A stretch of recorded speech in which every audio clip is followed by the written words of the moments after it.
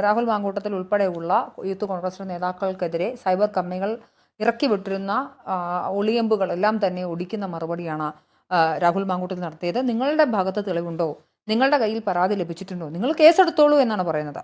രാഹുൽ മാങ്കൂട്ടത്തിൽ അത് ആദ്യമായല്ല. അതായത് നോക്കൂ, അദ്ദേഹം ഒരിക്കലൊരു പ്രസംഗം നടത്തിയതിനകത്ത് പറയുന്നുണ്ട്, ഏത് വാഴയാണ് ഈ നാട്ടിലെ ആഭ്യന്തരം ഭരിക്കുന്നത് എന്ന് ചോദിക്കുന്നുണ്ട്. അതേ ഭാഷ്യത്തോടു കൂടി തന്നെയാണ് അദ്ദേഹം പിന്നെയും സംസാരിച്ചു വരുന്നത്. അദ്ദേഹം പറയുന്ന ഒരു കാര്യം, നമ്മൾ ഇതിനൊക്കെ മറുപടി പറഞ്ഞുകൊണ്ട് അല്ലെങ്കിൽ തനിക്കെതിരെ നടക്കുന്ന സൈബർ ആക്രമണങ്ങൾക്ക് അതിനെതിരെ പരാതി കൊടുത്തുകൊണ്ട് എന്തിനെതിരെ ലെജിറ്റിമേറ്റ് ചെയ്യുന്നു, അല്ലെങ്കിൽ എന്തിനെതിരെ സാധൂകരിക്കുന്നു.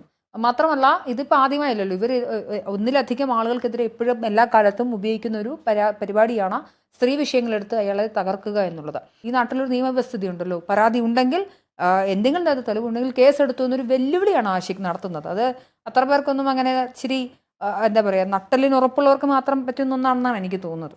തീർച്ചയായും വളരെ പക്വമായ ഒരു മറുപടിയാണ് നമ്മൾ രാഹുൽ മാങ്കൂട്ടത്തിന്റെ ഭാഗത്തു നിന്ന് കണ്ടത്. കാരണം ഒരു വാർത്ത പുറത്തുവിട്ട് അതവർ പിൻവലിച്ച സ്ഥിതിക്ക് ഇനി അതിൽ കൂടുതലൊന്നും പറയാനില്ല.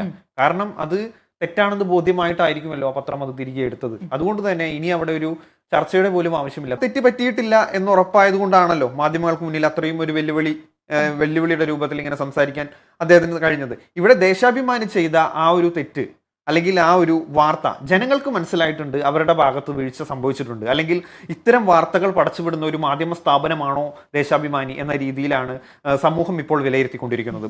സോഷ്യൽ മീഡിയയിൽ കടന്ന് ആരെങ്കിലും എന്തെങ്കിലും പറഞ്ഞാൽ അത് വാർത്തയാക്കി പൊക്കിപ്പിടിച്ച് ഒരു വ്യക്തിയെ അപമാനിക്കുന്ന രീതിയിൽ അല്ലെങ്കിൽ ഒരു മാധ്യമ സ്ഥാപനത്തെ അപമാനിക്കുന്ന രീതിയിൽ ഒരുപാട് ജീവനക്കാരെ പ്രതിസ്ഥാനത്ത് നിർത്തുന്ന രീതിയിൽ ഒരു വാർത്ത പടച്ചുവിടുക എന്ന് പറയുന്നത് മുൻനിര മാധ്യമങ്ങൾ ഒന്നും ചെയ്യാത്ത ഒരു പരിപാടിയാണ്.